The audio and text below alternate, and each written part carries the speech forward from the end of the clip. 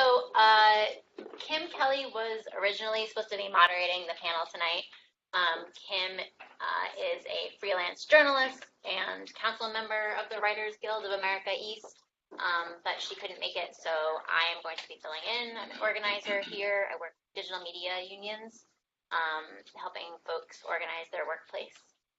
So I'm going to try to do my best to fill in for her. I'm going to be reading off a paper for a little while, so please excuse that.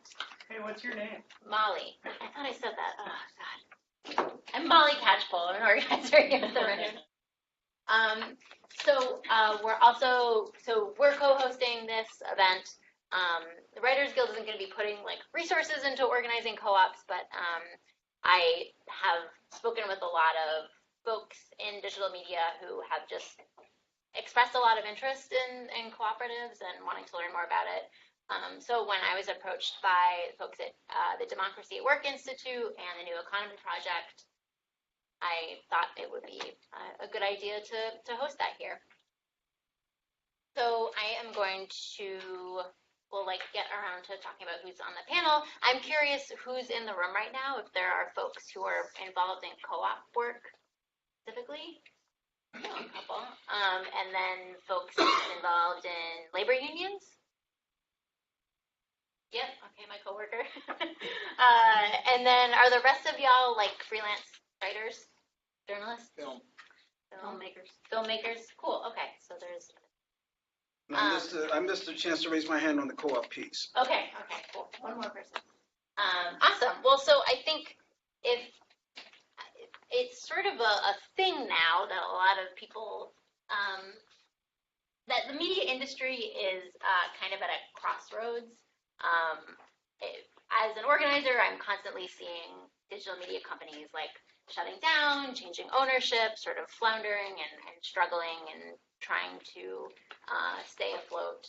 And that's a number of reasons. It's like a crisis in subscriptions and ad revenues and companies like pivoting to video or whatever.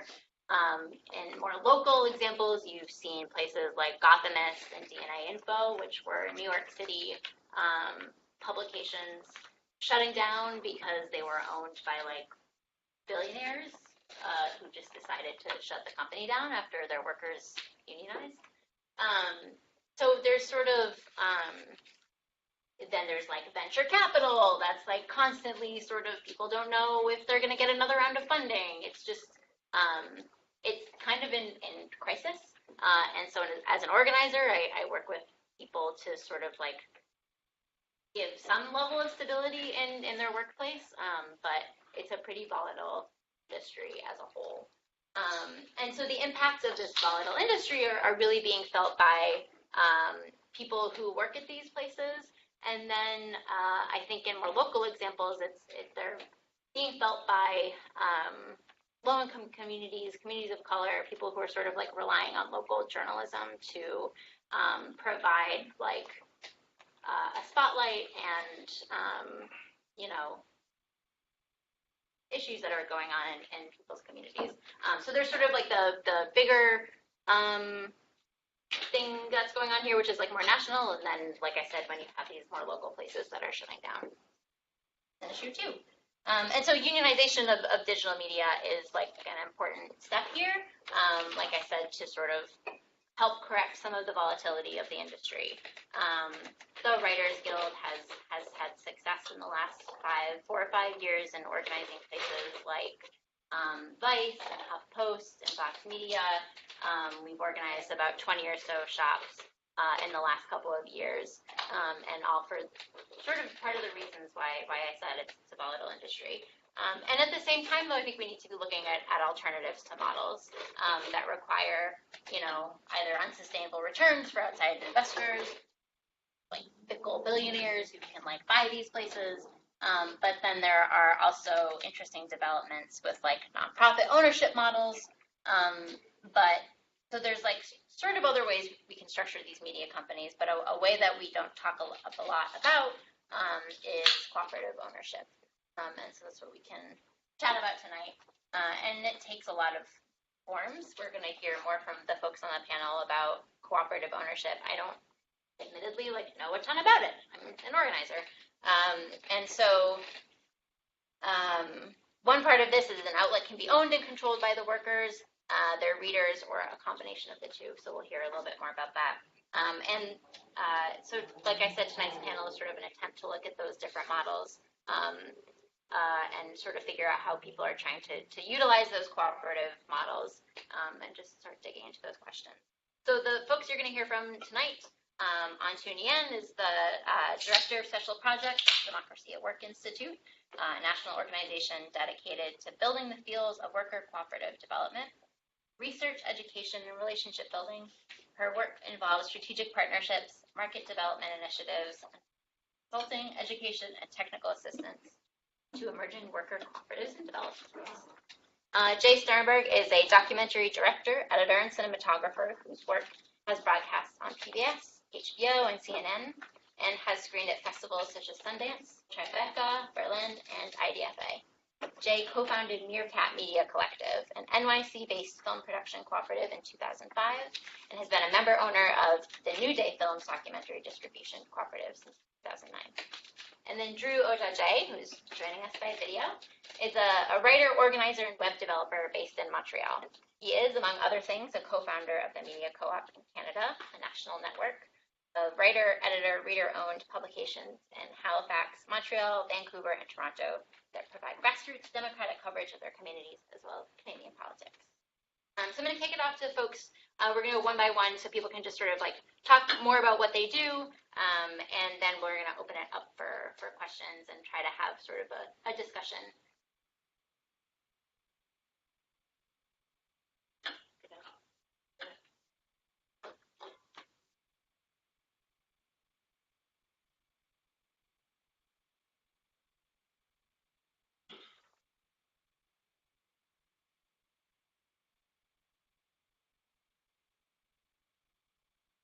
My name is Anh-Thu. Thank you so much for coming out tonight and taking the time out of your busy schedule to join us to learn more about co-ops and the role that they play in organizing media. Like Molly said, my name is Anh-Thu Nguyen. My role is Director of Special Projects here at Democracy at Work Institute.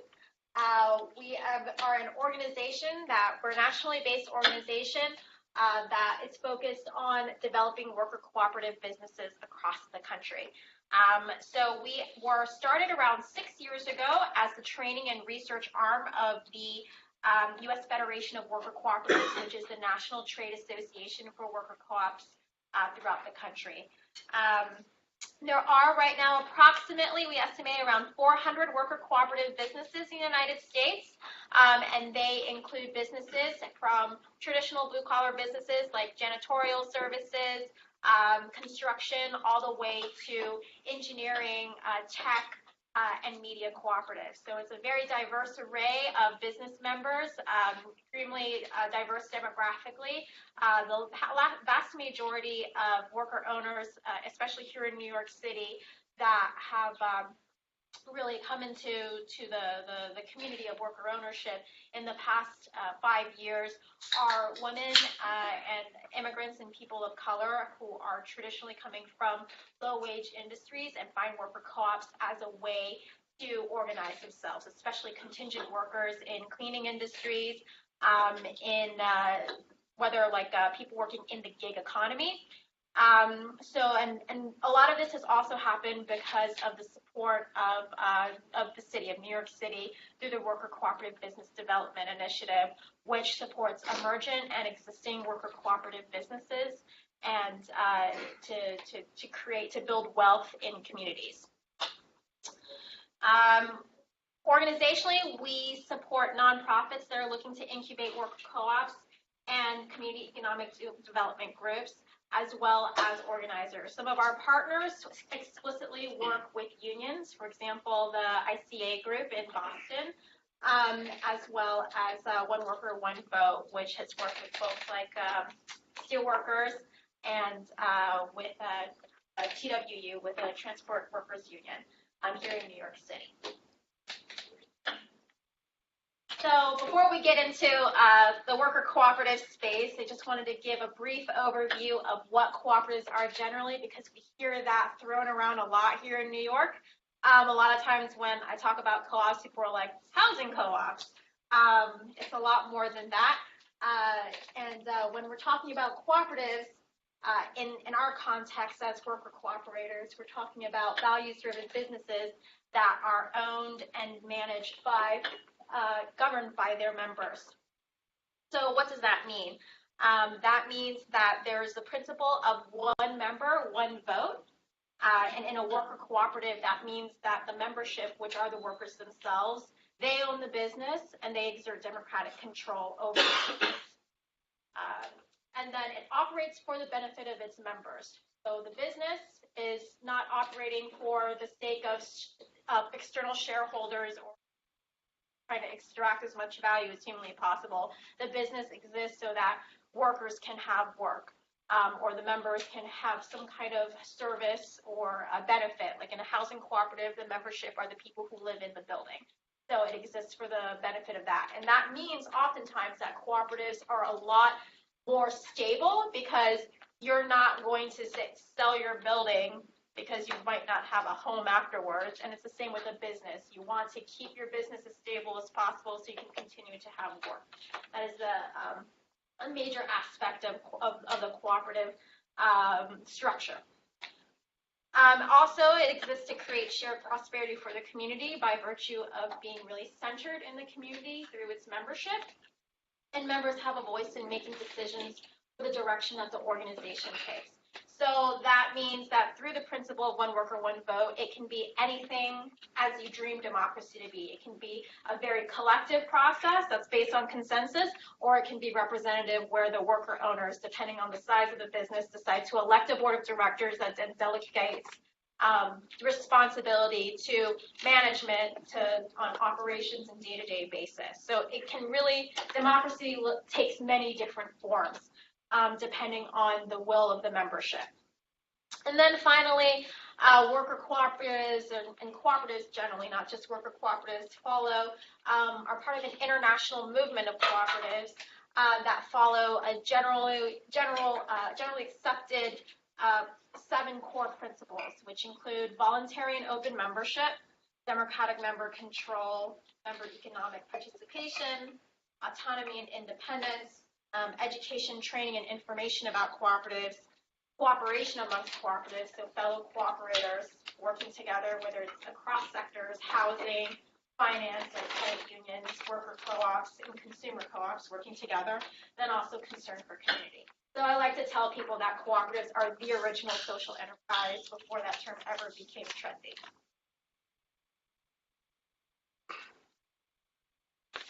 So generally speaking, when we're talking about a cooperative business, what makes a difference? It's not just about democratic control and membership. There are 3 different aspects that we can break it down to. The investment aspect, in which the membership puts skin in the game. That can be $5, that can be $50,000. It depends on the business and how people determine what their contribution will be. That is the initial investment pool. So it tends to be very advantageous for folks who are entrepreneurs who are like, I want to start a business, but I don't have $50,000 laying around. I can get together with a group of my friends. We put together, enough in order to start the business. And have that pool for, creating a website or buying equipment in the case of agricultural co-ops, or buying a building in the case of housing co-ops.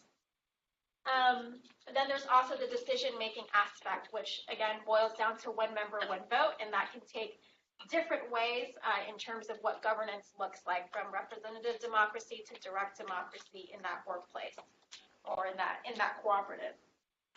And then finally, there's the legal structure of the cooperative. So in several states, including New York State, there is a cooperative statute on the books. These tend to be more focused on consumer cooperatives and agricultural cooperatives. Worker cooperatives, especially in the past 20 years, have been incorporated using the LLC model, which allows flexibility for worker owners to file taxes as an entity or file taxes as self-employed. And this can be very helpful, especially for freelancers who are interested in creating their own. And then with regards to the democratic management, the difference is that in a cooperative corporation in New York State, it's in the bylaws that it's a cooperative and that there are these like principles of self-management and one worker, one vote. Where if an LLC cooperative, it's organized in the operating agreement itself. So the operating agreement will specify membership, voting, and what profit sharing looks like, or surplus, which is what it's called in the co-op world. How does this make us as cooperatives different from mainstream businesses? Traditionally, you might see in a sole proprietorship or in a partnership, the investment comes from the principals, and therefore they have control over it. They're also structured as oftentimes also as LLCs or LLPs or as unincorporated businesses. And the principals themselves have the control. So whoever puts in the money has control. The employees, not so much. It's run as a fiefdom. It's kind of like feudalism. And then as a corporation is control, the investment is made through the external shareholders themselves, and thus control is from the external shareholders. That means the employees, they don't have power. The external shareholders are the ones who elect the board of directors that then delegates responsibility and power to the CEO, and therefore they have control over who is going to run your business or who isn't going to run your business, depending on whatever private equity group decides to buy 30% of your newspaper on one day. The legal structures for a corporation are generally a C Corp, and usually they're incorporated in Delaware.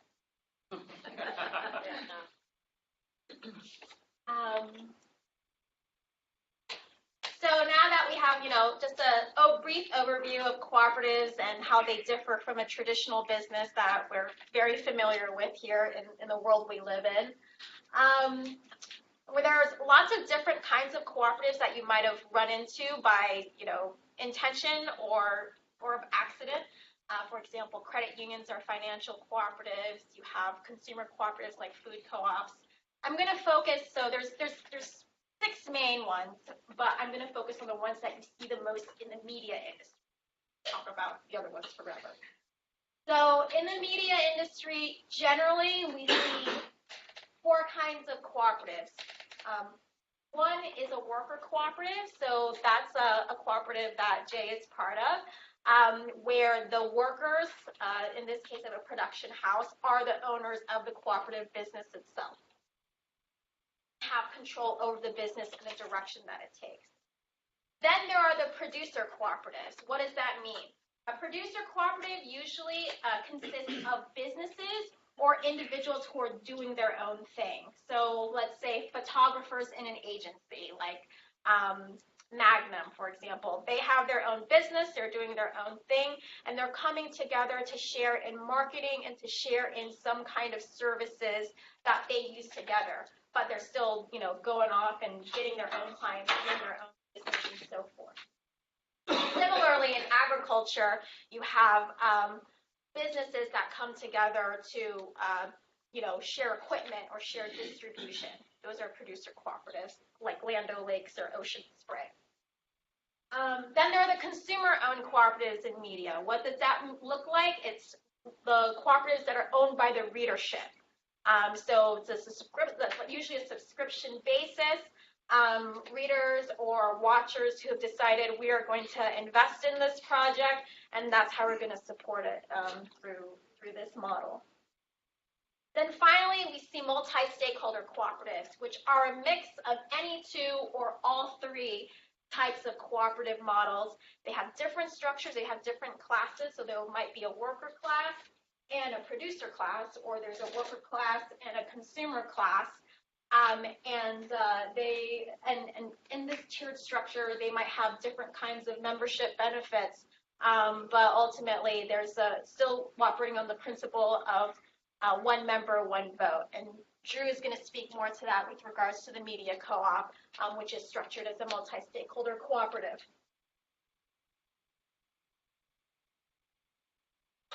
So at Dowie, we're focused specifically on worker cooperatives, though we are part of the broader cooperative movement. We're a member of the National Cooperative Business Association, which is cross-sectoral. So I'm going to go a little more into like why worker co-ops and why we really like them. The reason why we work with worker cooperatives, especially in contingent workers and traditionally low-wage jobs, is because worker co-ops often offer an entry to entrepreneurship for people who might not necessarily think that they can access it, whether it's because of education, because of barriers to entry, like being formerly incarcerated, or a new immigrant, or coming from a community that's just historically been marginalized. It allows for access to jobs, and it's really a way for economic inclusion for folks. It also offers organizing and employment protection. So if you're a member of a worker cooperative, you'll have access to benefits like health insurance. And then you can also organize more broadly to get better contracts or better rates with your clients. There's also higher wages and long-term stability. So an example that we use often is that here in New York City, and this is not necessarily related to media, but in working in low-wage spaces such as home health aides and with cleaners, we've seen a rise in wages with worker owners who traditionally would make minimum wage and whose wages and benefits have increased substantially. Wages that increased by 20 to 30% in the case of cleaning cooperatives, and then with home health care for home health aides, the biggest in the country is worker cooperative in the country is Cooperative Home Care Associates based in the South Bronx. They have vacation, they have benefits, whereas a lot of agencies in this space have none of the above. So it's a way for them to create stability and also have better benefits and wages as worker owners. And then finally, asset building within the business and outside. You can have a living wage, but you can't pass that living wage down to your family members. One of the most important parts of being a member of a worker co-op is that if there are profits, you're going to benefit from it. And from investing in the business, if the business does well, you do well as well. And then if you leave, you will leave with like that chunk patronage from being a member of the co-op. So you have something to pass on. You can build assets for yourself and for your community as a whole.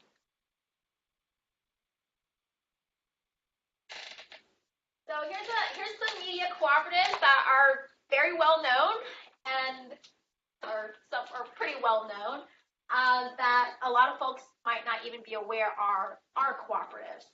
The Associated Press is one of the oldest cooperatives in the country. It was founded in 1846. It's a nonprofit producer cooperative. So what does that mean? It means that their membership consists of newspapers and broadcasters who contribute to the cooperative news and photos and benefit from those services as well, and a slew of other services.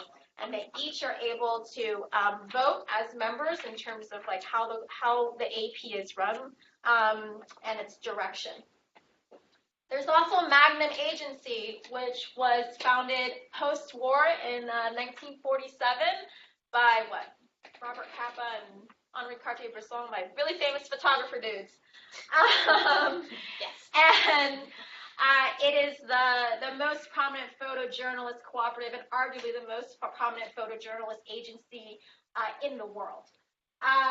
And, as you can see, the AP and Magnum have been around forever, and that has a lot to do with the cooperative models that they are structured under. Magnum is also a producer cooperative. So like I said earlier, the photographers themselves who are members, they are able to market together under Magnum Agency, use the resources, and have licensing rights. And then each photojournalist also is, as a member, has a vote and is able to do on how the business is.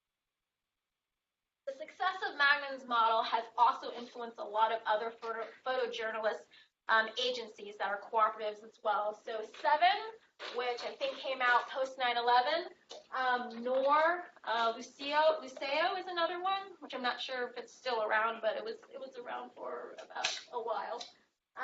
And numerous other photo collectives in the U.S. and globally. And then the New Internationalist, which is based out of Oxford. That's been around since 1973. It was founded as a trust, and it does a lot of progressive journalism with a global bent focusing on human rights and humanitarian work. It became a worker cooperative in 1992, and then in 2017 opened up membership to investors. So it has about 3,600 investors. As a multi-stakeholder cooperative, there are two classes: the workers, who have decision-making over the day-to-day aspects and the operations of the cooperative, and then also the investors, who have a vote and a say over the charter and the overall direction and tone of the publication. And since this happened in 2017, they did a relaunch in 2018 as a result of raising money from this opening up membership. They raised around £700,000, which and really is helping push New Internationalists into a new direction as the world's biggest media co-op. So, yeah. Oh, yeah. There's more.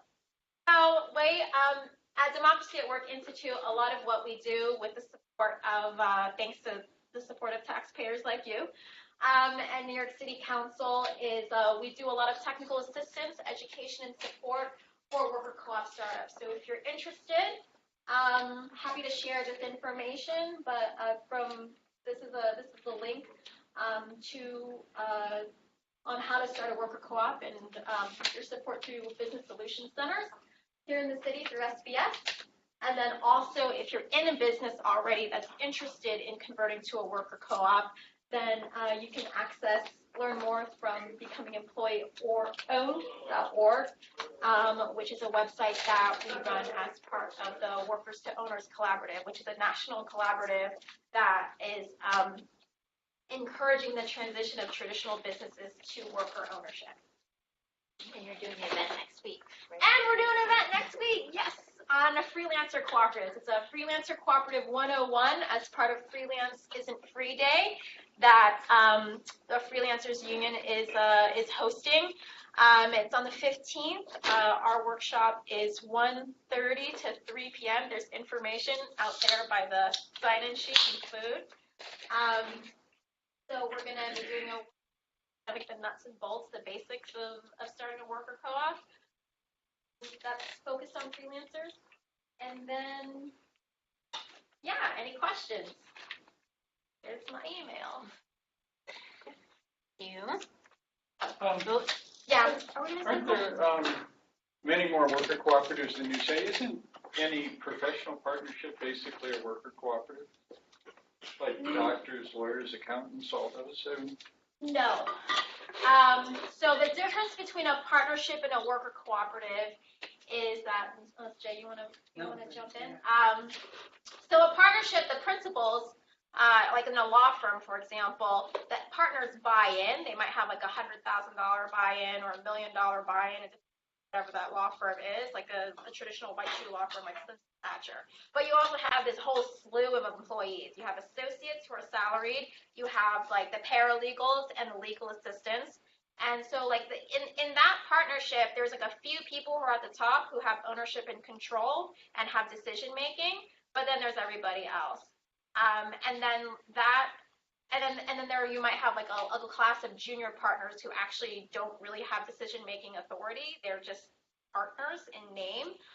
The difference with a worker cooperative is the idea of if you're a member, it's one person, one vote, regardless of whether you've been there for 30 years or for 5 days. And profit sharing is based usually on a formula of how much you've worked, and the buy-in is usually the same across the board.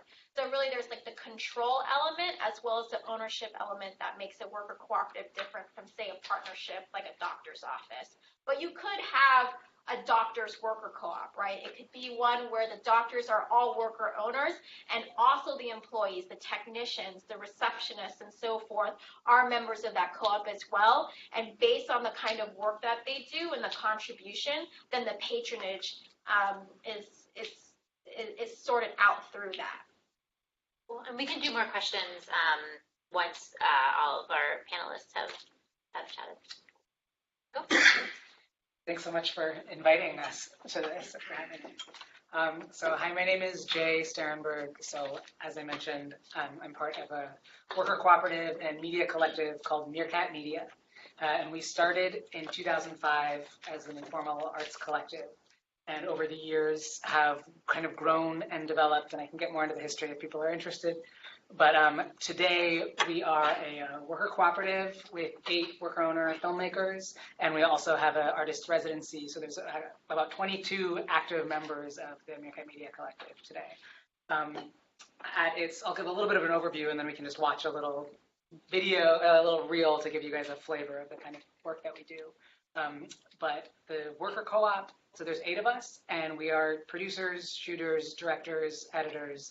We all do a little bit of everything, and we make, and all 8 of us make our living, at this point, make our living entirely through work that we run through the co-op. And the main work that we do a range of things, but the main work that we do is commissioned media projects for arts organizations and nonprofits and businesses and journalistic entities. And we also work on independent films. So we come on board as a co-producing production company for films. We'll do shooting and editing or additional producing on films. And then we also make and develop our own independent work. And part of the way that we work is to try to keep things flexible so that everyone who is in the group has the space and creative energy to develop their own projects to whatever degree they want. And we all use the flexibility in different kinds of ways. So I'll just, we can watch this trailer. This is just, I think, 2-minute sample, give you a sense of the kind of things we do. And I'll give you a little more nitty-gritty.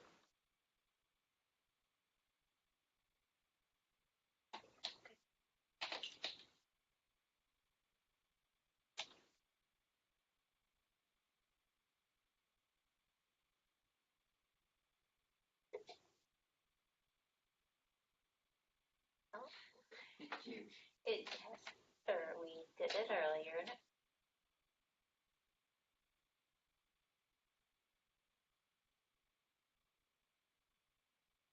Just quiet. Okay, cool. I'm gonna pause it. It's working. The volume's just really low. Okay. I turned it up on the system over here. Drew, just don't say anything because for some reason your levels are way higher, so you'll be moving. Okay. Spiky? No? You want me to comb it over? Yeah.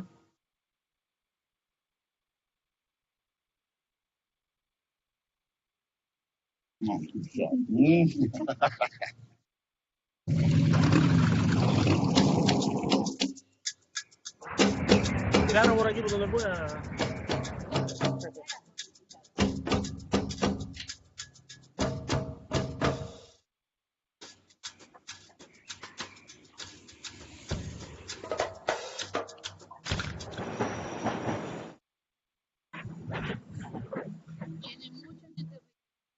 Queremos un desplazamiento de nuestra comunidad, sino queremos enriquecerla y revitalizarla. Where do I have the potential to organize and act collectively and be a real force?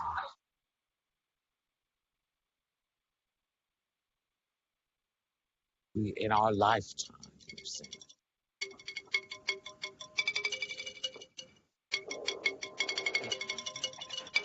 Want you to take me, city of the day, where everyone I know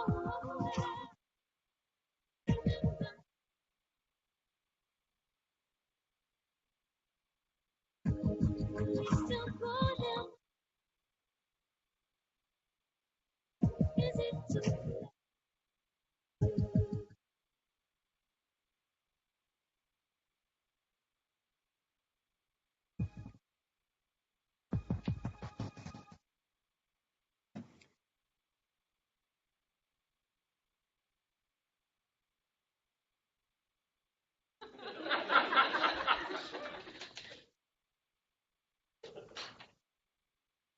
That just has clips from lots of different things. You can see on that card a range of a bunch of different clients we work for. So we've worked for Next City, who's here. We've done some work with them. We've worked with tons of museums and cultural institutions around the city, Tenement Museum and Brooklyn, and BAM in Brooklyn, and settlement houses, community centers, lots of different places.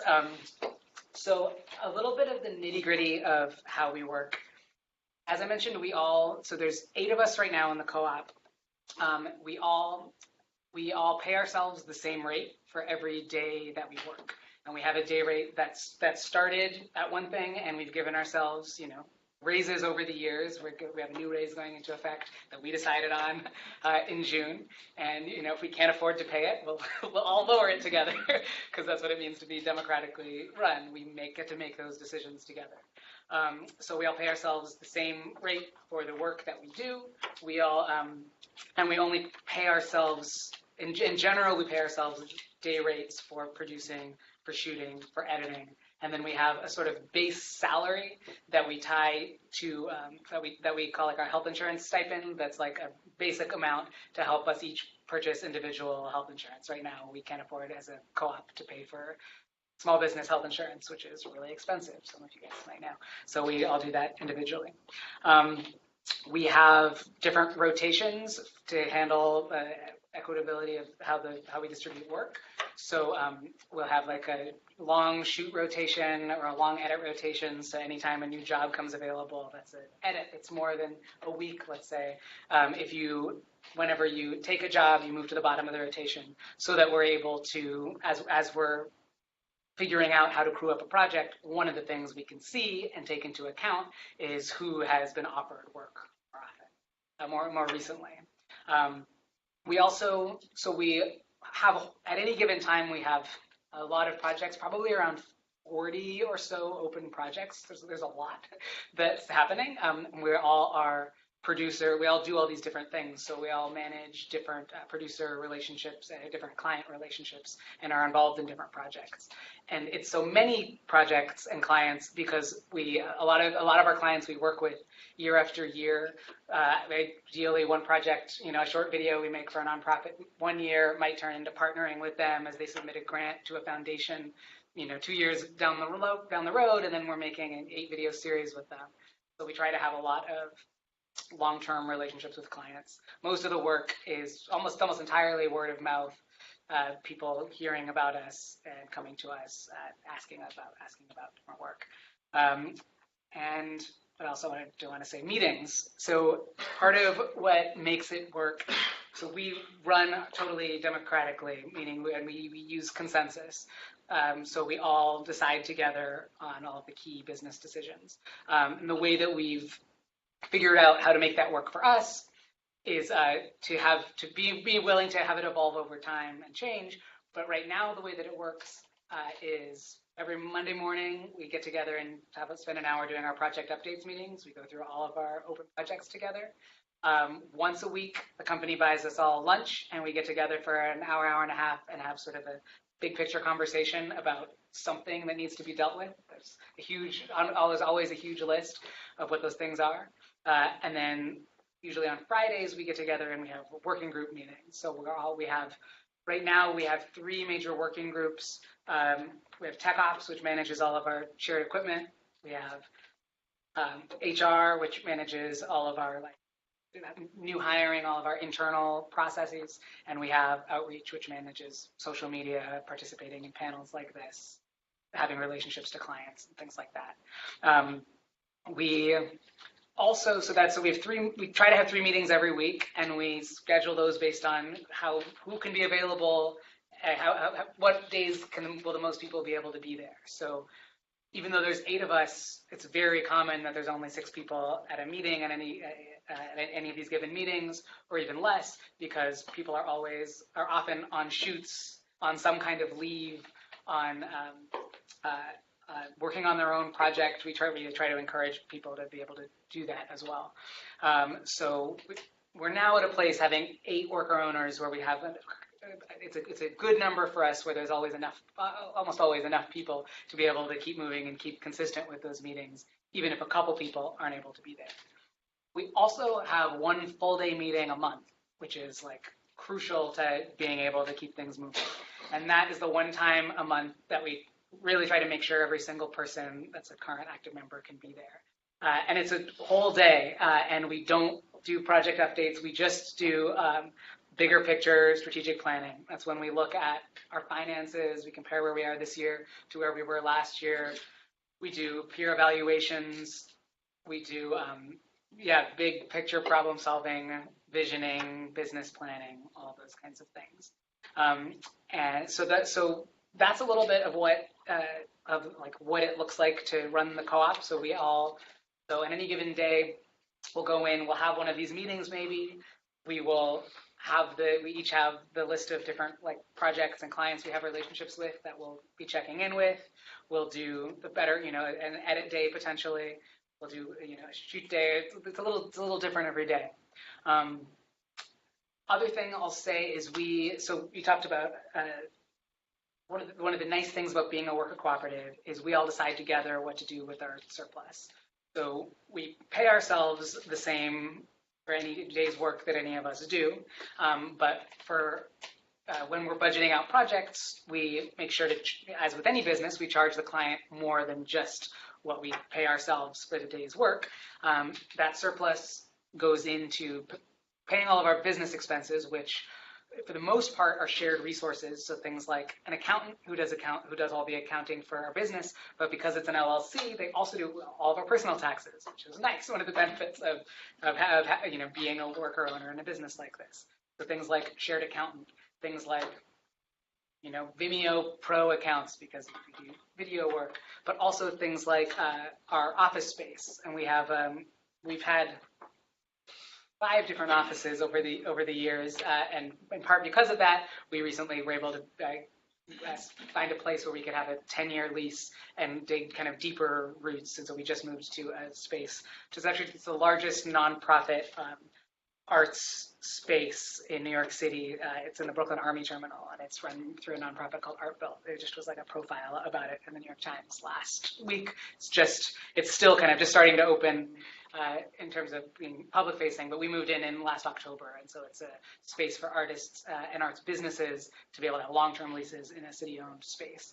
So that's in Sunset Park, Brooklyn, where we've been for about 4 years, and now we know we're going to be there for at least another 10, which allows us to think about the future in a very different way, knowing that we're not about to be displaced. That fear of having to physically move is something we can all relate to. So that's been very exciting in terms of shifting our ability to think long term about what's next and start to plan in increments of like 5 or 10 years. The other big piece of shared resources that we invest in is equipment. So camera gear that is gear that we wouldn't necessarily own, more expensive than what any of us would own as individuals unless we were just solely a DP. So because of that, over the years, we buy one new nice lens each year, and we've been around for 14 years, and now we have a whole bunch of nice lenses and things like that. And we started. When we started, we were not a business for the first 4 or 5 years of Meerkat at all. Initially, it was just gear that individual people had or purchased and pooling that. And we still, within the broader arts collective part of Meerkat, we still have a system for sharing gear. So if anyone has personal equipment that they want to contribute, they keep it in our equipment, in our equipment room. It's managed by all of our shared systems, and our profits pay for repairs if things break or replacements if necessary. So we have a system that makes all of this equipment available to everyone that's an active part of the collective, and that helps take care of that equipment so people as individual media makers can feel comfortable contributing their gear to that shared pot. So it worked when we all were just contributing our own equipment, and now that we also have surplus, we can decide together what we want to invest in, slowly grow that collection of equipment that allows us to up our game in terms of our production value, and things like that. And maybe the last thing that I'll say, and then we're curious other questions people have too, but just this last year, for the first time, we have people in the co-op who I'm one of, who had a kid, and so we implemented a family leave policy, which is something we've been talking about we've been talking about for a long time, and we were able to, within the 9 months that it took to prepare the child to fully develop my lead policy, both me and my partner also were able to take 3 months of partially paid leave from the co-op, and now we're continuing to actively contribute to that. So hopefully we'll have 7 to 9 months notice before the next child is born. And we're kind of paving the way. So all that just to say, one of the things about getting to govern your own company is as those needs arise, you're responsible for making it work. And even though 2 of the 8 worker owners were the people that were most impacted by this, everyone was like 1,000% on board with like understanding that this is a way to manifest our values, and this is the kind of company that we want to have. So that's one example of how we were able to adapt within the course of a year, and part of that means too, if we don't make enough money to cover other expenses, we all would have to sacrifice in order to meet that, and that's part of what that looks like. We haven't had to do this yet. Things for us have slowly kind of grown a little each year in terms of the amount of work that we've done. But other co-ops like Mondragon, which is like a huge, the biggest in the world. Co-op in the world in Spain. One of the lessons we've learned from them is when they came upon hard times, they all decided together to cut back on everyone's wages. Yep. So am I telling the story right? As a way to kind of get through that together. So that's something we all know is possible and kind of tell ourselves so that we can be comfortable making bold moves sometimes, like investing in a new piece of gear or creating a whole new giant expense for ourselves. So yeah, happy to share more and get into questions, and really looking forward to hearing from Dru. And I'll also add with Mondragon, in addition to folks, this happened during economic crisis in Spain when one of their major facilities shut down. People took a pay cut, and also Mondragon worked to move, because it's like a super co-op. It has a lot of different subsidiaries. They moved people from the factory that shut down to other subsidiaries within the Mondragon family, so that jobs wouldn't be lost. Can you just say more about what Mondragon does? Oh, Mondragon is based in Spain. It is the Basque country. It was founded during the Franco regime as like a sort of a locus of resistance, partly by, first it was a technical college, and supported and founded by a priest who was working with these students. And then it has grown in the past 50 years to become like a 35,000, 40,000 member strong worker cooperative that does, it's a conglomerate basically that has everything from making appliances to grocery stores and everything in between. It's kind of like when people talk about what a worker cooperative could be and what it looks like in terms of developing a community, they look to the Mondragon model. Dru? Hello. So I just switched to the phone just to make sure that the connection didn't cut out. Can you hear me okay? Yep. Wonderful. So hi, my name is Dru. Really excited to be sort of there talking to you all, and really excited to hear that there's interest in the cooperative model in the media sector. So I've been a part of two different media cooperatives. One was called the Media Coop, which started out as the Dominion newspaper and continued to publish a newspaper called The Dominion. And I was there for about 12 years. I'm not there now. And then another one that I was involved with for about 5 years was called Journal Ensemble, which is a French language journalist-owned cooperative in Quebec. So I'll mostly talk about the Media Co-op.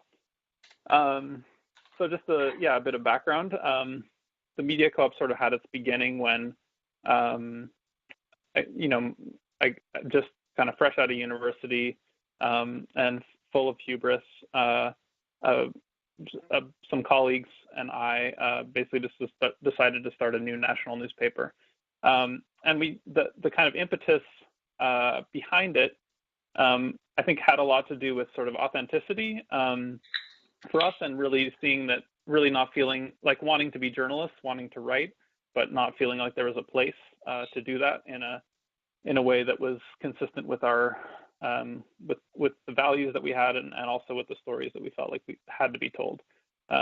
So truth be told, we were a bunch of kind of young and maybe slightly naive radicals, and sort of decided to start a newspaper. So that went pretty well for a number of years, relatively speaking. But we kind of quickly realized that this was in like 2003 we started. So we pretty quickly realized that the media in general was in crisis. And obviously there are different levels of crisis. But it was already pretty clear at that point, around 2004, 2005, that like, okay, this model is not working. And if the model, the kind of, sell subscriptions, sell ads, pay journalists, produce a magazine model, wasn't working for people with like millions of dollars in corporate advertising, how well was it going to work for, a bunch of people who are publishing, who had a kind of a strict code around who they would allow to advertise in the magazine, and a real desire to be not accountable to advertisers, but instead accountable to our readership and the stories that we wanted to convey.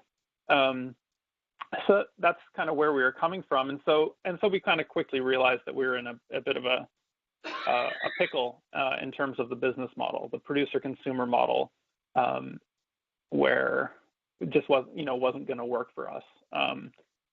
And at that point, one of our board members was had just started a worker co-op. So we got introduced to the co-op model pretty early, and kind of realized that it was not just an opportunity to change the way, to change the structure of the way we work together, but it was actually a way to change our relationship with our audience and a relationship with our writers as well, by creating formal mechanisms by which they could have not just a say in how things are done, but an actual ownership stake in it. So it took some time for us to get to the point where we actually relaunched as a co-op. So the Dominion relaunched as the Media Coop.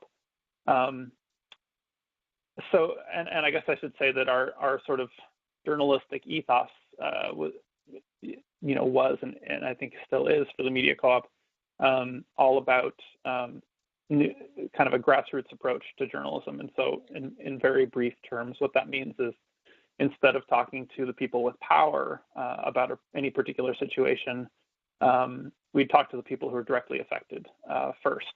Obviously, it's not that we didn't want to talk to the people with power, but just that, chasing access, chasing quotes from powerful people seems to be a way that journalism ends up just sort of reinscribing the status quo, whereas we wanted to go to the margins, talk to the people who are directly affected, to get their point of view, and then kind of center that in the way we did journalism. And so the result of that was that we ended up covering a lot of environmental issues, a lot of Canadian mining companies, both abroad and in Canada.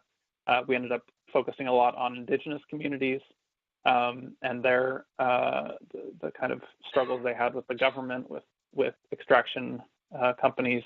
We ended up focusing on the tar sands, which at that point really hadn't been covered, but we did a whole special issue on it, which actually had a pretty significant influence on the way the tar sands were covered, both within Canada and internationally, kind of introducing the frame of workers' rights, of Indigenous communities downstream, and so on. So all that to say that that's sort of where we're coming from. So when we launched as a co-op, what we did was we basically decided to draw the what do you call it, the kind of circle a lot wider in terms of like, so who is an owner of this co-op? It's not just the kind of people who are at the meetings all the time. It's like, okay, there's formal mechanisms for everybody to be involved. So we incorporated as a multi-stakeholder co-op. So as Anh-Thu said, the multi-stakeholder co-op involves multiple different kinds of members with different roles in the cooperative. And actually in Quebec, they call it a solidarity cooperative. And I think that's an interesting sort of terminology, because what that refers to is that you have people coming from different perspectives or have a different kind of stake in the organization. But instead of competing with each other the way, an owner and journalist might compete around how much salary, they're going to get paid, and then they have to unionize to get a better position, or the way, the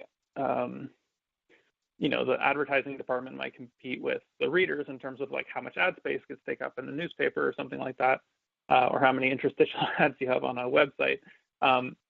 Instead, what we did was we brought the readers, the journalists, and the editors together with separate member types, but together to say, okay, how can we, in any given case, figure out how to work in solidarity with each other? So instead of it being this kind of, not necessarily oppositional, but kind of relationship based on self-interest, where you're each negotiating.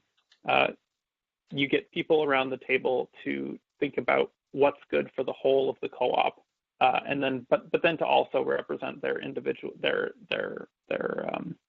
members' interests as well. So it becomes this sort of it creates, I think, space to think about, to think creatively, and not just in terms of like scarcity. And what we found was that this model. We did, the way we launched the Media Coop was to have a cross Canada tour where we did like 20 cities, and we called it the Own Your Media Tour. So basically, we're introducing this model of cooperative media, saying like, we want you to become an owner of this new media network that delivers grassroots journalism. And instead of paying $20 a year and being a subscriber, and really what you are is the product, because we're selling ads, we're selling your attention span basically to advertisers. Instead, paid whatever you can, but the ask was $20 a month, and become an owner, become somebody who will be regularly consulted about what should be covered. And become somebody who finances the creation of content that will then be available for the public good, basically for free online, minimal ads, in order to enhance public discourse, basically. And so it became a very different pitch. It wasn't like, oh, you're a consumer, we have something you want, you're going to pay for it, and then we'll sell your eyeballs to advertisers. It became more about, okay, we're all in this together. We're in a society. We need information. How do we provide that information? So our board consisted of the sort of editor members, who are the people who kind of organize the whole operation and keep things moving, produce the newspaper, do the work of coordination, basically, and then the journalists, who are people who write either some of them were paid, some of them were not, and then we had the readers who basically finance the vast majority of the funding for the whole thing. And then what we further did was we decentralized our operation. So we basically created local news websites in 4 different cities across Canada: Halifax, Montreal, Toronto, and Vancouver. And again, this is before Facebook, Twitter, and everything else was that they currently enjoy. So it's a different era. So basically, we created a platform where people could publish and share their news. People could post photos of events that were happening. People could post, first-person accounts, and we had, different ways of sort of organizing that information. So anybody could post on the websites, but then there'd be sort of an editorial process that would select, who through an editorial collective at the local level that would decide what kind of showed up on the front page. So then basically these local collectives became these sort of pretty much autonomous groups within the cooperative. And so they would start to get their own sustainer members, so they'd get their own reader members, and they would get half of the money that came in from all the reader members. And so they had an interest in bringing in more reader members, but then they also, but then we'd also have sort of this federated structure that would create this sort of national coverage. And so the locals would have their own website where they'd produce their own things. They actually started producing their own magazines at a certain point. But then we would also produce our sort of national news magazine, which is called The Dominion, and send it out to all the different members across the country. So it's a fairly complicated sort of federated structure that kind of grew over the course of several years. And basically, and eventually what happened was that we ended up creating a sort of fourth type of board position, which is just a representative for me, like that represents people geographically. So we had people representing readers, we had people on the board representing journalists, we had people on the board representing the editors. Then we also had people on the board that could be from any of those three member categories who represent the sort of geographical regions where there was a lot of activity. So it's a fairly complicated and sort of kind of overlapping set of interests being represented in the structure. And one thing that we were told, that the one thing that's always sort of stuck with me is when we were first starting, the co-op developer told us, like, he was actually not a fan of the multi-stakeholder model. He thought it was much better, much cleaner to sort of take that, like, not have those negotiations between the tensions between, like, do we pay writers a better salary, or sorry, do we pay editors a better salary? Do we pay freelancers a better rate for their freelance work? Those kinds of tensions. He thought that they existed better outside of the organization. So you should just have a worker co-op or just have a freelancer co-op, but not kind of have both in between, or sort of those negotiations happening inside the co-op, because it could lead to division. But one thing he said was, if you want it to work, you have to make sure that everybody who's on the board, everybody who's making decisions together is, thinks of themselves not just as a member of, not just as representing that group and advocating for their interests, but as part of a whole organization, and having, and being very cognizant of the interests of their member group, but ultimately working for the benefit of the whole organization. And so I think we really took that to heart and tried to integrate that. And a big part of, I think, what made the co-op work was our sort of the level of education that everybody sort of got, sort of informally and formally, in terms of the culture that we set and so on.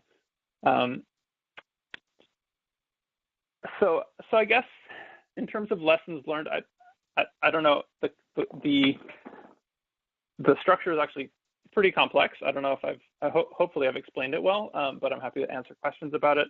But in terms of lessons learned, I mean, I just to be totally frank, I would not use the Media Co-op as as like a shining example in terms of like a revenue or like a sustainable revenue model.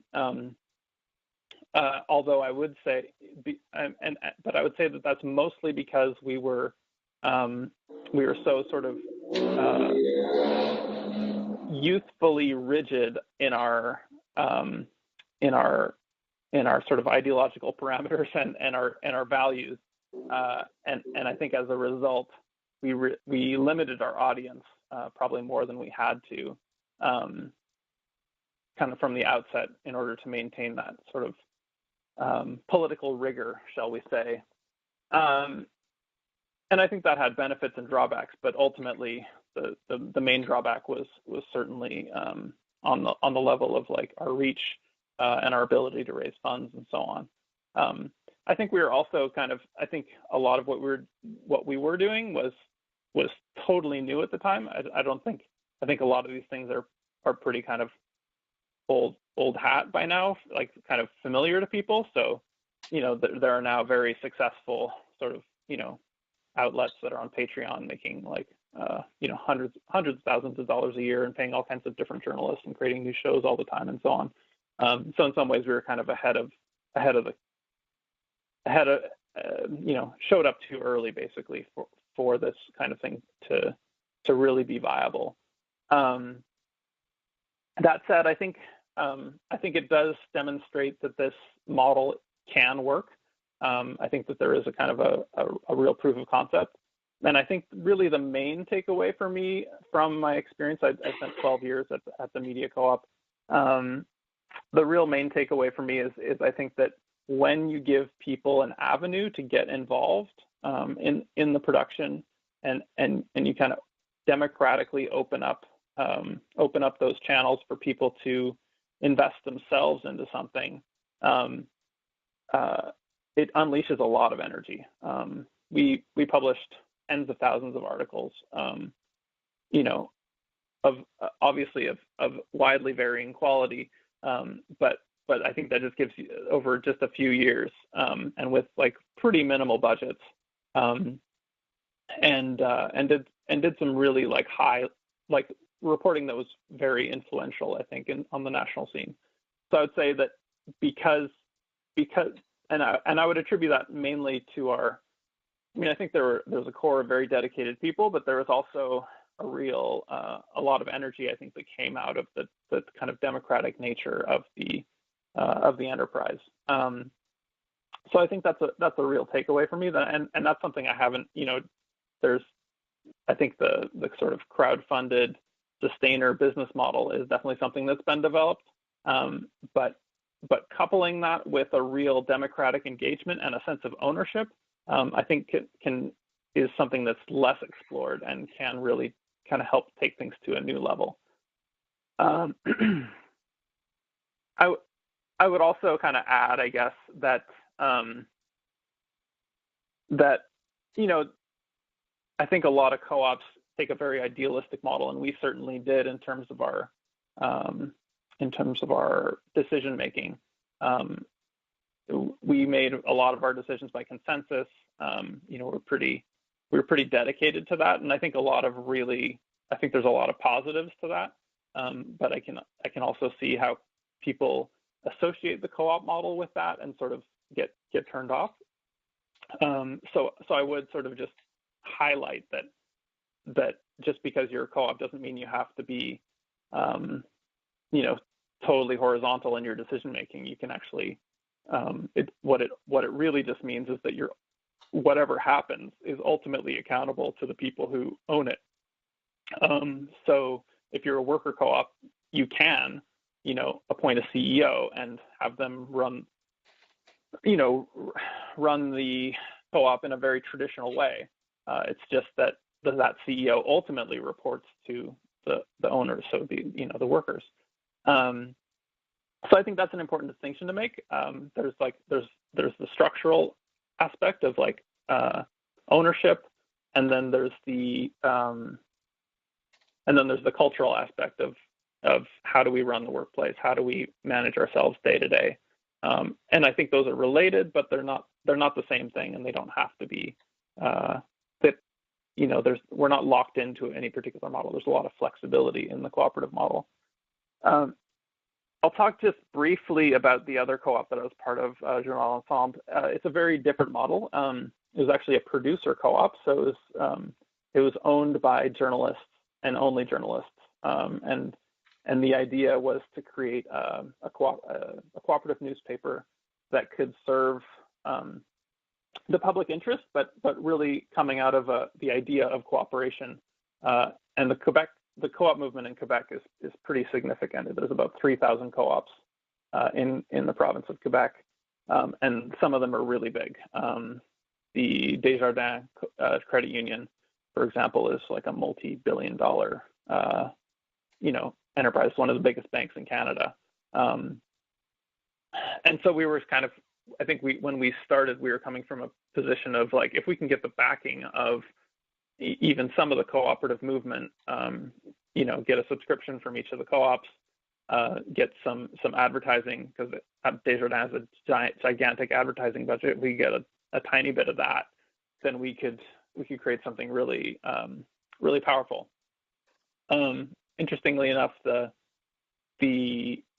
backing did not come through, and I think mainly because of control issues. Basically, I think they just wanted something. If they were going to invest in something to that extent in the cooperative movement, they wanted to be able to control it, which is kind of a non-starter for us as a journalism co-op. But we learned a lot of. So I think ultimately that sort of idea that we started with didn't turn out, and so we ended up sort of trying to explore other options and trying to find other ways of creating co-op. And we ran for about 5 years on that, figuring that out. We did a partnership with the Association of Independent Journalists in Quebec on the state of media, which we published. We visited all the regions of Quebec, including the far north, and kind of talked to people who were part of media there, and did a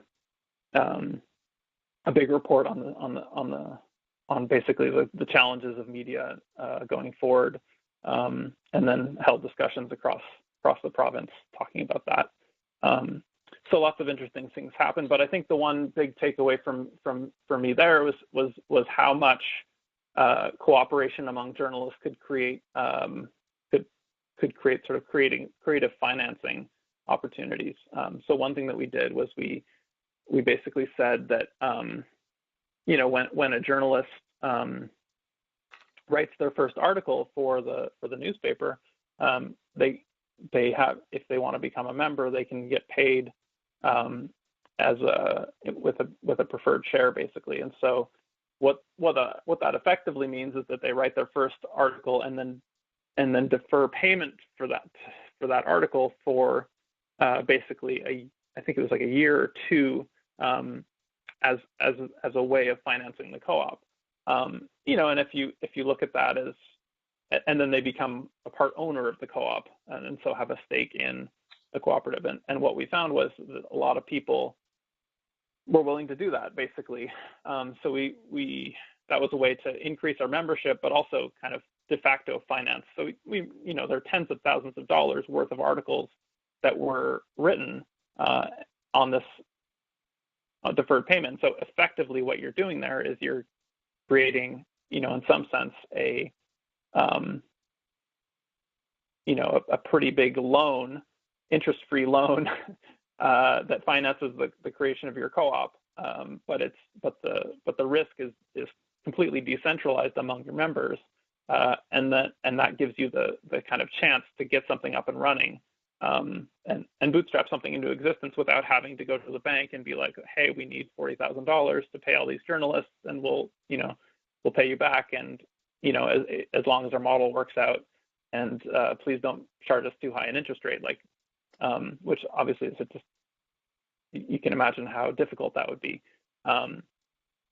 Whereas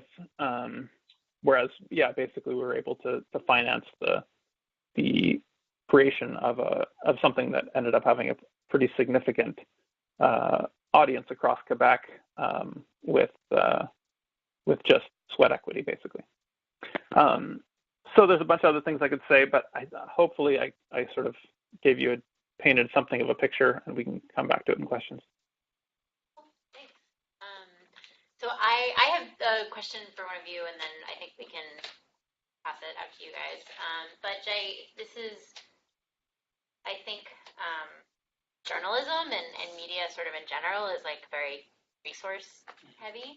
How did you start where did you get, how did you raise money in the beginning? Like, where did that come from? Yeah, well, so we were an organization, a very informal organization before there was like money that was shared. So for a long time, it was informal meeting in people's apartments, things like that.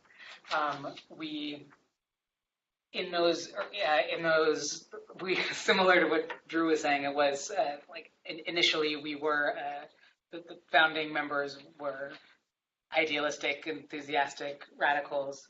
One of whose parents bought him a camera for a graduation present, so we had that, that which was helpful. So we used that to start making things, and then got internships at places in the city that provided free equipment to be able to be making things initially. We started. So one of the things I didn't mention, which was sort of part of the story, is early on, our version of being kind of idealistic and naive was we wanted to collaboratively direct work together. So in our second year of existence, we collaboratively co-directed a feature-length documentary with 12 co-directors, everyone that was in the collective at the time. So it was an experiment, and it was like a consensus-driven process. We ended up doing it a second time. I don't think we'll do a third, but we did. We've done 2 films that way, and it went. And then our the first commissioned film we ever ended up making was actually the community center where we filmed that first documentary. It was about an intergenerational theater project. They saw that film and said, "Hey, we have a gala coming up. We love the way you documented this thing that happened at our space. Would you make us a video?" So we were in a position to be able to have a little bit of work before we had expenses, and we grew then very slowly. So, we had our first $3,000 contract or whatever it was, and out of that, we saved a little bit of it.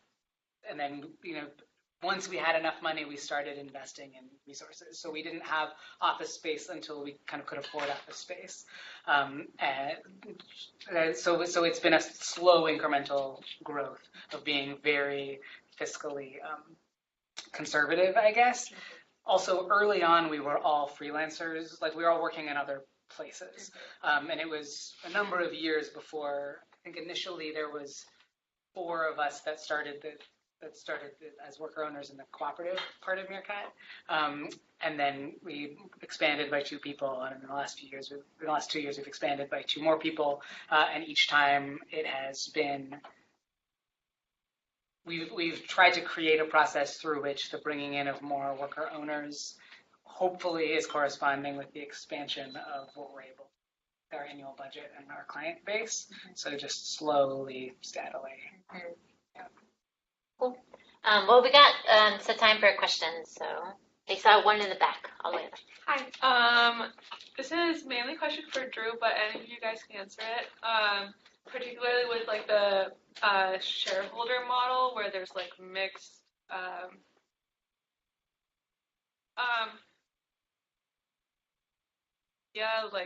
Membership models are really in vogue these days, but specifically as a way to raise money.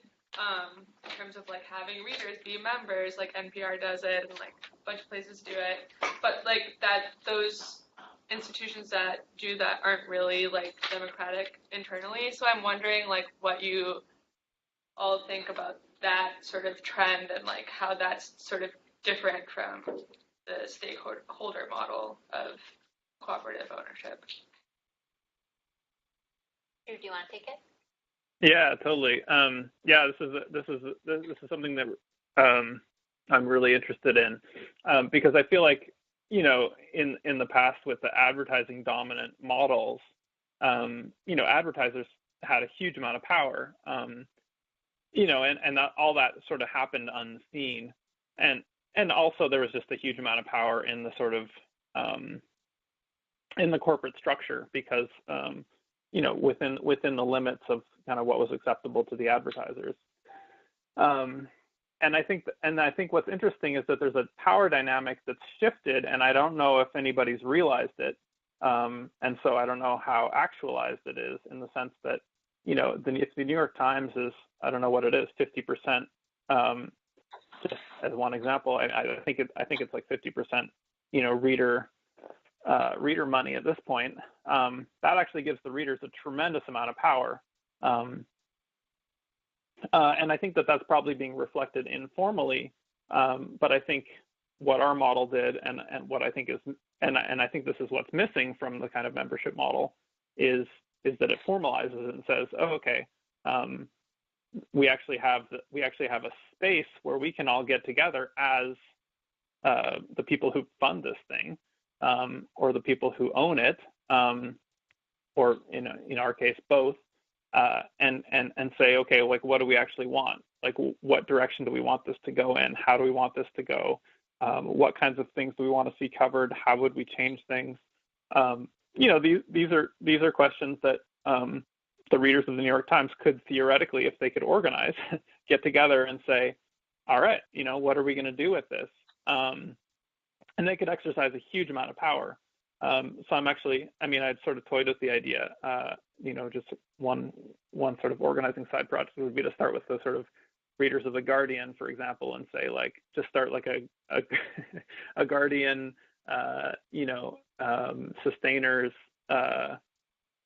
union or coalition or something, and say, like, and get as many people as possible who are giving, a monthly or annual kind of donation to The Guardian together and say, like, we want a spot on the board. We're not ready to, like, take the whole thing over yet, although that could be on the table as well. But as a starting point, we want just like one seat on the board that's elected by us, and that's accountable to us, and that represents a mandate given by us. And there's so many tools and so many ways that people can make decisions collectively online these days, that it would be a really interesting experiment in democracy, or in media democracy, to say, like, what if we got all these people together? Unfortunately, I think journalist power is also extremely key, but obviously that's because of the kind of difficulties of the media industry. There's not as much leverage there, although I think historically and certainly currently that is an absolutely crucial aspect. I think the power that journalists have vis-a-vis their employer has a huge impact, not just on the quality of the work environment, which is obviously crucial, but also on the quality of the coverage, and the independence of mind that people are able to have, and the ability to set the terms in which they cover the news, is such an important aspect of getting accurate, timely information. And I think that's maybe undersold a bit. So to bring it back to our model in terms of, like, the solidarity model, where, it's readers in solidarity with journalists and solidarity with editors, what I'd love to see is for the readers to get organized, and, who are literally paying for these giant publications that are hugely influential and have a huge influence on shaping the discourse and setting the agenda and all this stuff, and say, it's not enough for you to be nice to us. We want formal power. We want the hard stuff. And then to get together with the journalists and be like, we want a good work environment, and we want to be able to be independent without, independently minded and independent in our work, without worrying about being fired, so we have more job security, and get together with the readers and say, okay, that's actually our mutual interest. So effectively create, like, a de facto solidarity cooperative at The Guardian. I don't know what the New York Times readership is like. Might be more difficult, but so that's why I suggest starting with The Guardian, because you might have some more progressive minded people there. Yeah, go ahead. Just to add, one also a difference between the Times and the Guardian is the Times is a publicly traded company that's still the primary shareholders are sole workers, and then the Guardian is a nonprofit trust. So similar to the New Internationalist, there is that opportunity for that kind of organizing that you speak to, Dru. Yeah. Yeah, I think the leverage is the same, but absolutely, the Guardian is in a much more in a position that's much more amenable to providing that kind of representation. Whereas with the Salzburgers, you'd have to fight them for it. You'd have to be like, every single, or 90% of your subscribers are going to withhold their fee this month unless you give us a spot on the board. And you basically go on strike, ideally in tandem with the writers. But that, the level of organizing that would require is much, much higher, absolutely, than what it would require. I mean, I think if you got like 10,000 people from the Guardian to sign a letter saying like, we want a board seat, or and we want formal democratic space to discuss together what our priorities are, you'd have a real chance of winning without having that just total dominance. I actually have a question for you. Sure.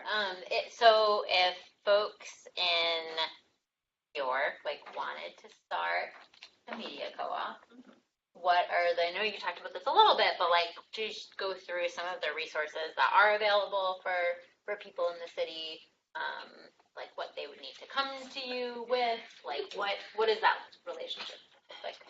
Sure. So through the City Council funded initiative, the Worker Cooperative Business Development Initiative, there are 13 nonprofit organizations that are able to support the development of worker co-ops. So this includes Legal Services, Urban Justice Center, and CUNY Law, Community Development Clinic, Community Legal, Community Development Clinic. I don't know, sorry.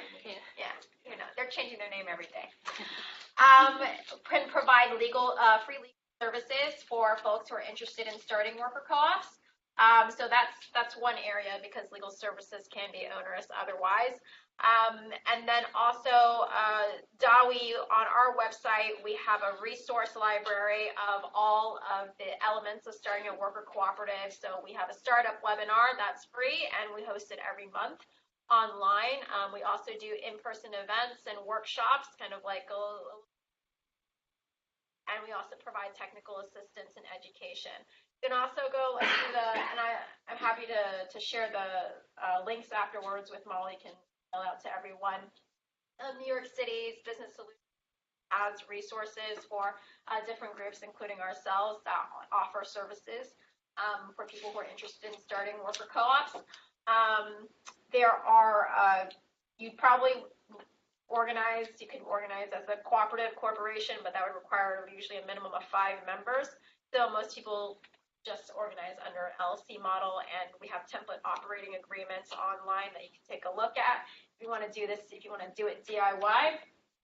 And then there are ongoing technical assistance services that we offer, as well as our partners here in the city, and everything, whether it's democratic management practices. We're actually doing a free course to the public on June 21st in downtown Manhattan.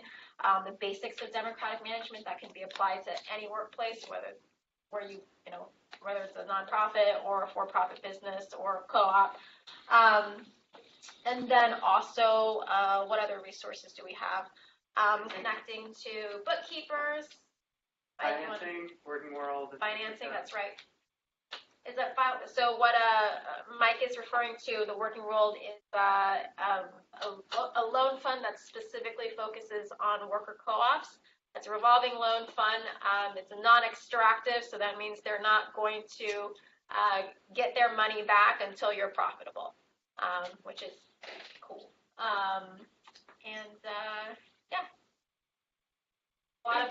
New York City is unique in terms of we have a very strong ecosystem for worker cooperative business development, which is really a lot to do with the support that we've received through the city. Where's that event you were mentioning about democratic?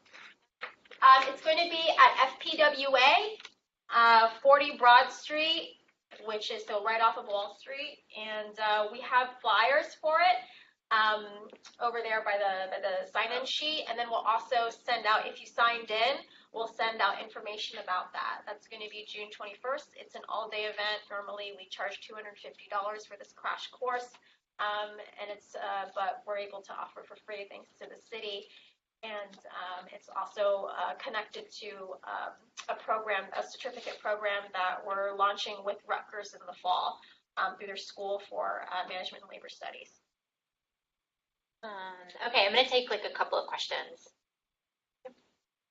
Nope, this gentleman behind you. I'm sorry. I'll try to be brief, but I actually want to see if we can talk about the scale of the problem that we actually have in the United States. There was an article in the Wall Street Journal recently. A couple of the bullet points in that article is that in the last 15 years, we've had the closing of about 1,800 newspapers. One of those newspapers was actually a paper that I was the editor of for a particular time. Served Prince George's County, Maryland, which has a number of municipalities, some of which were fairly corrupt.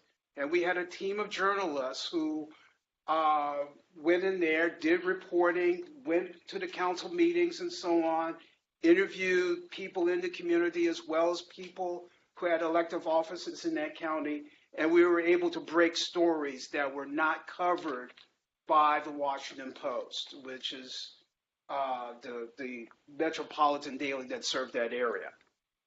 Right now, there are at least 200 counties in the United States that do not have a newspaper at all. So they are not getting regular coverage of their communities.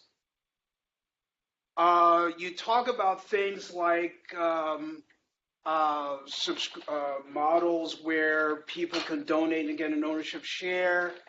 I appreciate that, but I don't know if there's enough donate money in the world, in the United States, maybe there is, to fill the hole that has been created by the confluence of digital media barons that have eaten the advertising base alive, plus rapacious hedge funds and private equity funds that have gone into media companies explicitly to strip mine. I'm thinking about Alden Capital right now because back when I was a newspaper reporter, Gannett was the big bad boy on the block that we thought was the lowest of the low, and it turns out there are people that are even lower than Gannett. Here's my question. Obviously, beyond what we've been talking about today, there needs to be some major structural changes in the economic ecosystem that will allow an alternative media infrastructure to rise up. Can you talk about what would be most helpful? Let me just put a plug for 15 more seconds.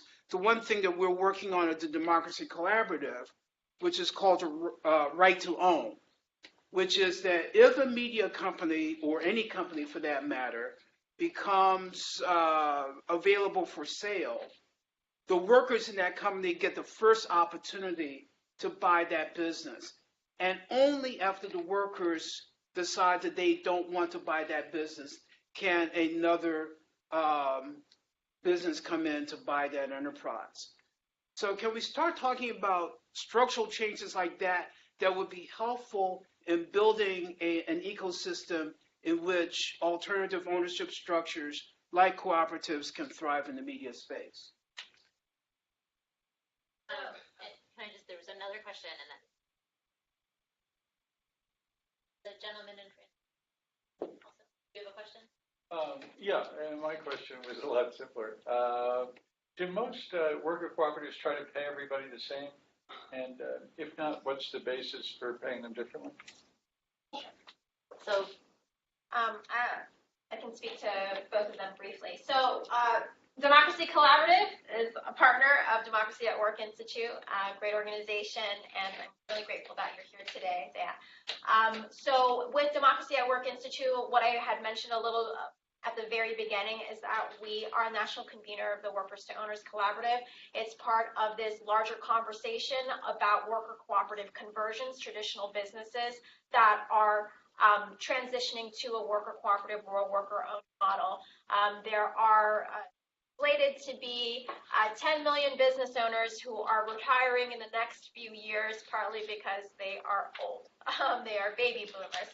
And we think that this is a great opportunity to really transition what business is to what it can look like. So things like having a right of first refusal for employees to purchase media companies, if that's on the table, and really like having education, because a lot of times what we see with business owners that we've connected to is an inability to think about what's going to happen to their business. Either it's like, oh, we're going to give it to our kid, or we're going to sell it to private equity, or we're just going to close it, without thinking that they can sell it to their employees.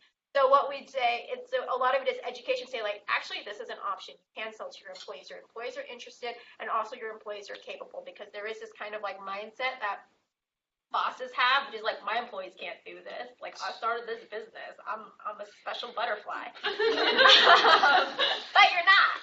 Like, anybody can run their business. Like, Steve Jobs is dead. Business is still going on, you know?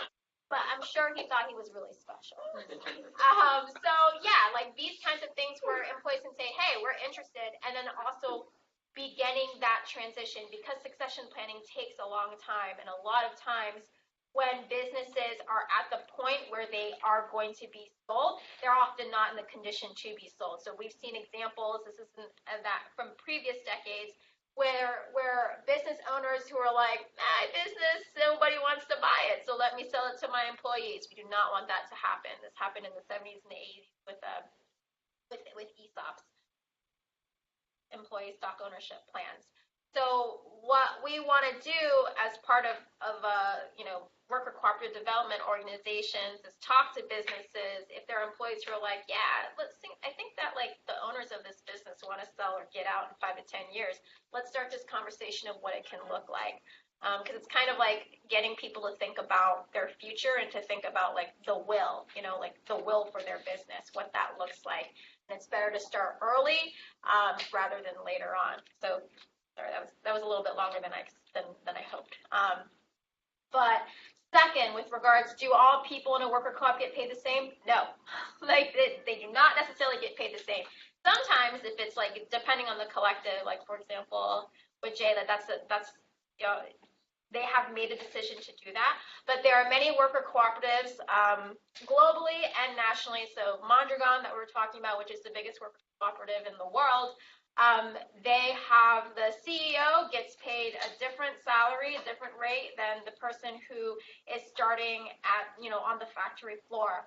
But what is really interesting about the case of worker cooperatives is that the difference between the pay from the lowest paid worker and the highest paid employee is, I think it's like 7 to 1 on average, or 9 to 1. It's as opposed to like with a CEO of a company. And the worker at the lowest rate, which is like 100 to 1 or more. 500 to 1. Thank you, Mike. You got the numbers. So it's not true that being in a worker co-op means everybody gets paid the same, regardless of how long you've worked there or what your expertise is or how much decision making and management you do. What matters, though, is that the person at the very bottom and the person at the top, depending on how you structure it, they both have an equal say with regards to how they want that business to, the directions they eventually want to go in through that one worker, one vote policy.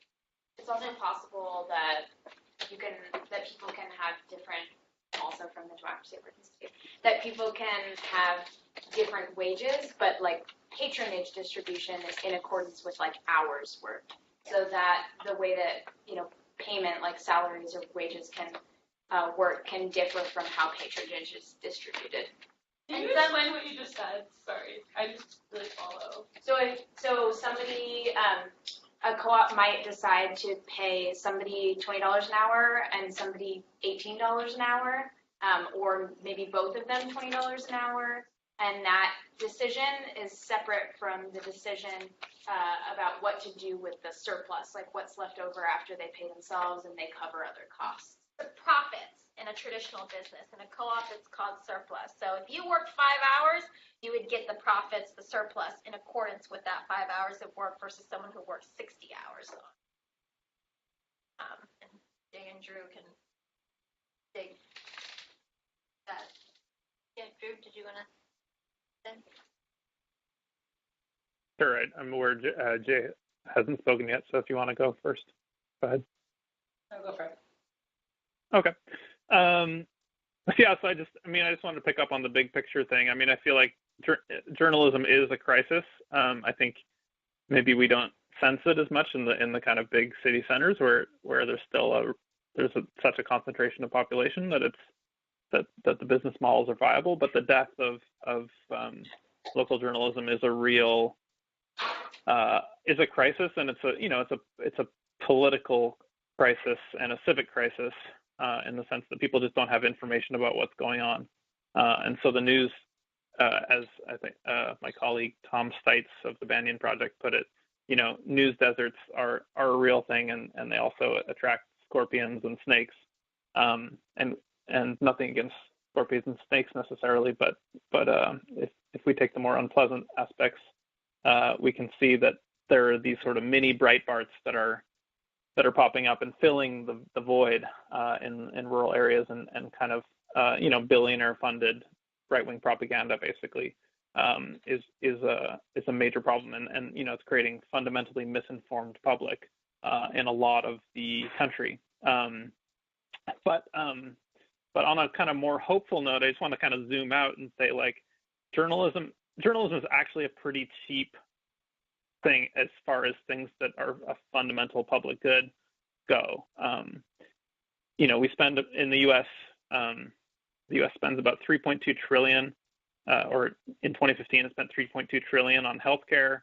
Education was 634 billion, but to employ the same number of journalists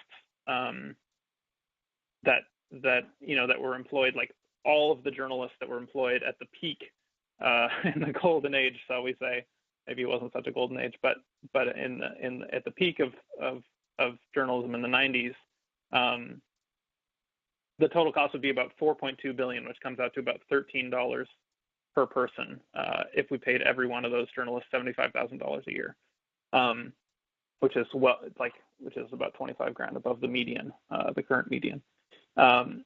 So it's a cheap problem to solve, and there are all kinds.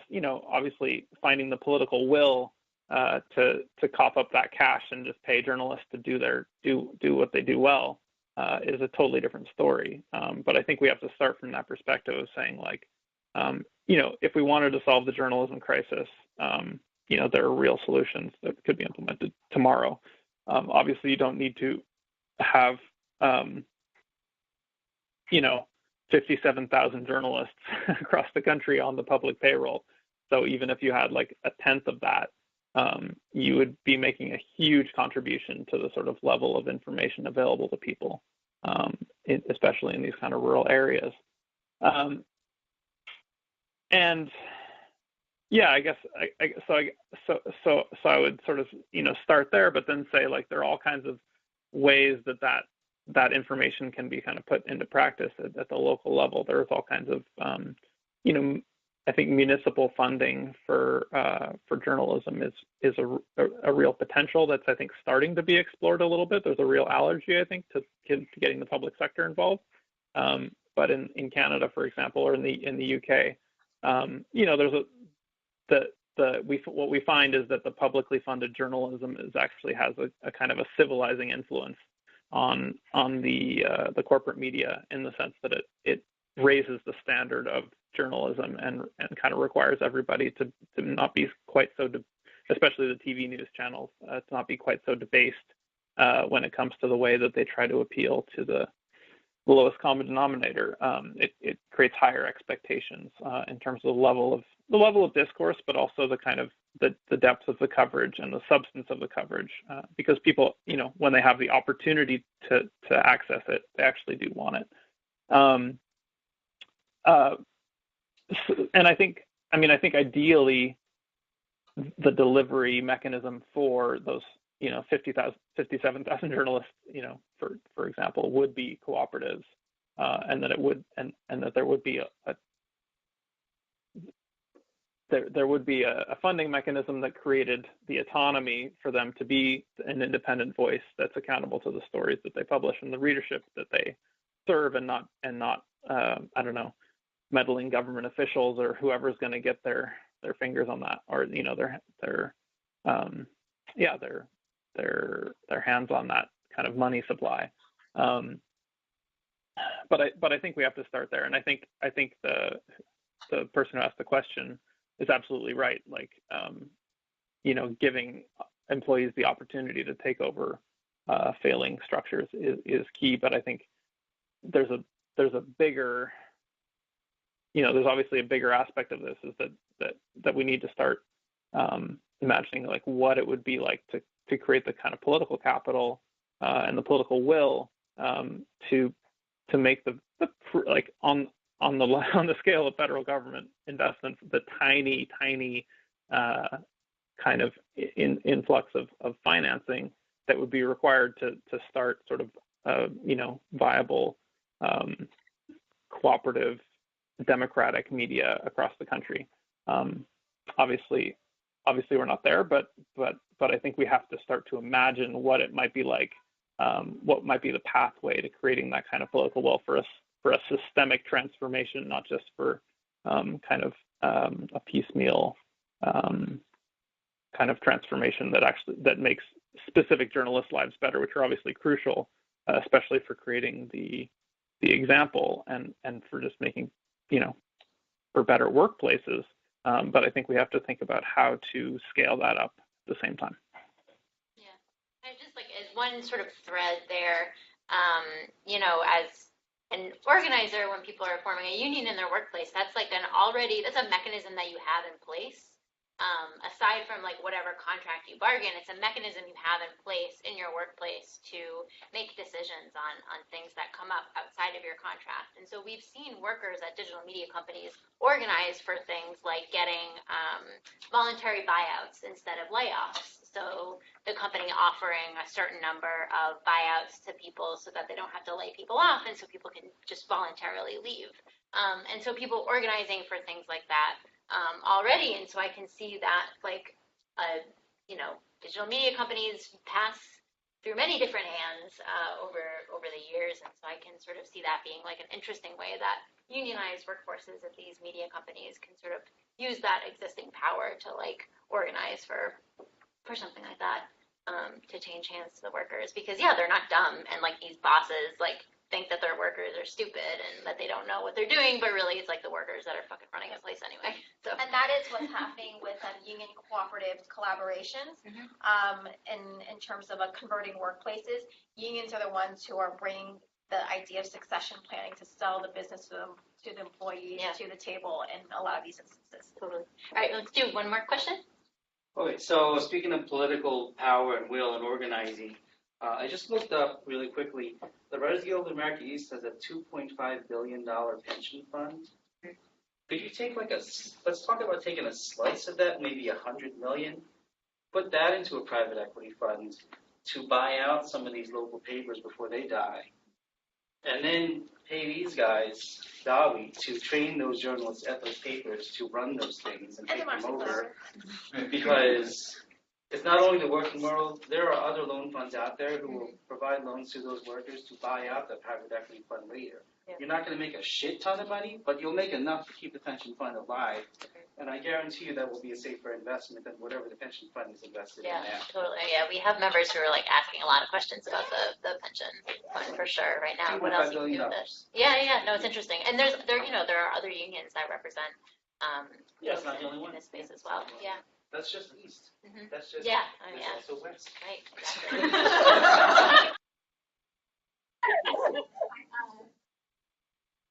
Unfortunately, I am not the council.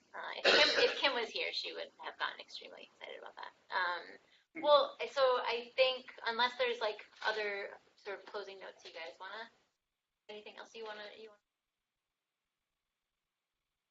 Closing thoughts? Just that I'm really glad that this is happening. I think a big piece of this is just understanding that these other options exist. Like, as you said, normal businesses are like fiefdoms, and having worked in a cooperative for so long, it's absurd thinking that most people just go to work every day and have no say over how it's run. And so I think it's just let you forget. And so it's just so important to like stimulate the imaginary so that people realize that, so that they know that these things, that this is an option. Yes, totally. Sure. Thank you. Oh, you. Oh, sorry. Yeah. Were you gonna say something? Yes. Sorry, I was just trying to unmute myself. Also, I think I'm on a delay, so I'm a little slow on the uptake here. So yeah, I just wanted to echo what Jay said, but I think that there's another piece that's just worth mentioning in terms of the potential of cooperatives, in the media sector, and that's sort of representation. There's a massive underrepresentation of both women and people of color among journalists, and that's kind of obviously reflective of systemic biases within society. But I think the democratization of media really gives us the opportunity to create the space to start to reflect on how we pick whose voice gets elevated, who is on the staff of these sort of influential publications that determine the public agenda and so on. So like I think there's people of color, like 28% of the U.S. population, but like 12 to 17% of the positions in newsrooms, and often the not high-ranking positions. 37% of news stories in 2017 were credited to female journalists, and again, that's not reflected. That's not even taking into account the sort of the differences. So I think both the sort of creating power in terms of unionization, in terms of organizing the readership, which is increasingly a source of the revenue, but also democratizing the whole thing. All those things are crucial in terms of rectifying these differences, and then we can get into class composition as well, which I think is really key, because because of the kind of low wages that journalists get, often it's the people who can afford to get the experience to get to advance their careers as a journalist are people with from upper income brackets and who have networks of support. And I think it's crucial to look at the class composition as well. So yeah, that's all I wanted to say. Closing thoughts from you? Just that I'm grateful that all y'all could be at the club right now, but you're here. All right, I'm still learning the kind of person who goes to club at.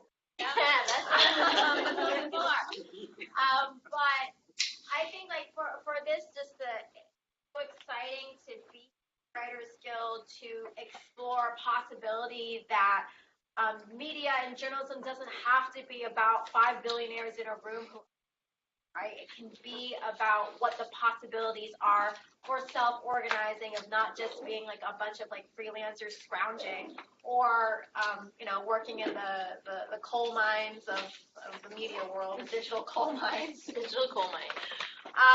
But what is the possibility of organizing, not just with unions, in collaboration with unions, but also with readers, with journalists, with editors, everybody that makes up this ecosystem, and the possibility that it can bring us.